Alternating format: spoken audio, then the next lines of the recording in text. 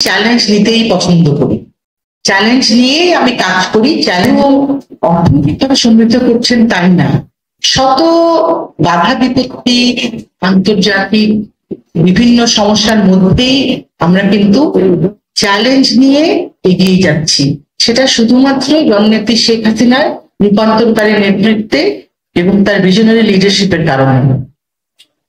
উনি সবসময় বলেন যে হ্যাঁ, আমি চ্যালেঞ্জ নিতেই পছন্দ করি, চ্যালেঞ্জ নিয়ে আমি কাজ করি, চ্যালেঞ্জ নিয়ে আমি দেশের জনগণের জন্য সমৃদ্ধি নিয়ে আসি।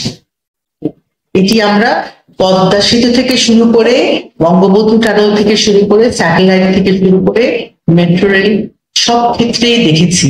এবং মাননীয় প্রধানমন্ত্রী শুধুমাত্র মেগা প্রকল্পগুলো করেননি, তিনি জনগণের কল্যাণে শিক্ষা, স্বাস্থ্য, খাদ্য নিরাপত্তা, মাথাপিছু আয় বৃদ্ধি সেসব দিকেও মনোযোগ দিয়েছেন।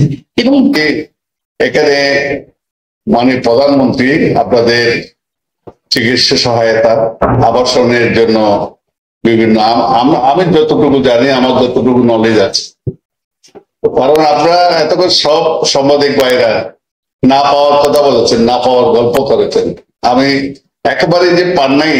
এই যে যাই হোক, আজকে আমি বেশি কথা বলবো না। আগামী পরশুদিন আপনাদেরকে আমি ডেকেছি, দাওয়াত দিয়েছি, আপনাদের সঙ্গে উন্মুক্ত কথা বলবো, মুক্ত আলোচনা করব। সেদিন আমরা শুধুমাত্র চিটাগাং নিয়ে কথা বলবো। আজকে আমি যেটুকু জানি, সারা বাংলাদেশ থেকে অনেক সাংবাদিক এসেছেন। আমাদের দেশে চট্টগ্রাম যা আজকে চিন্তা করে, আগামী দিনে সারা বাংলাদেশে সেটি ছড়িয়ে যায়। বিজয় মেলা এই চট্টগ্রামে শুরু হয়েছিল। মরহুম চট্টগ্রামের মেয়র আলহাজ মহিউদ্দিন সাহেব, তিনি শুরু করেছিলেন এই বিজয় মেলা। আজকে শুধু চট্টগ্রামে নয়, সারা বাংলাদেশে এই বিজয় মেলা ছড়িয়ে গিয়েছে। তো এই গণমাধ্যম নিয়ে যে রাসেল ভাইবার আছে, সরকার কোন জায়গায় টোকা দিবে খুব বলা মুশকিল। সেটা সাইবার ক্রাইম আইন হতে পারে, এবং সেটার সবচেয়ে আইন, পুরান আইন, বাংলাদেশে অফিসার সিক্রেটস একটা আইন আছে, এটা হল ব্রিটিশ 1923 সনের আইন। সে আইন ব্রিটেনেও এখন রিপিল হয়ে গেছে, কিন্তু আমাদের দেশে নাই। যখন তথ্য অধিকার আইন হলো, তখন আমরা এটা নিয়ে সরকারের সঙ্গে কথাবার্তা বললাম।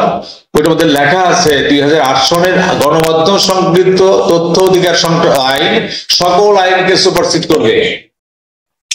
আমরা বললাম যে অফিসার সিক্রেটস বাতিল করে দেয়।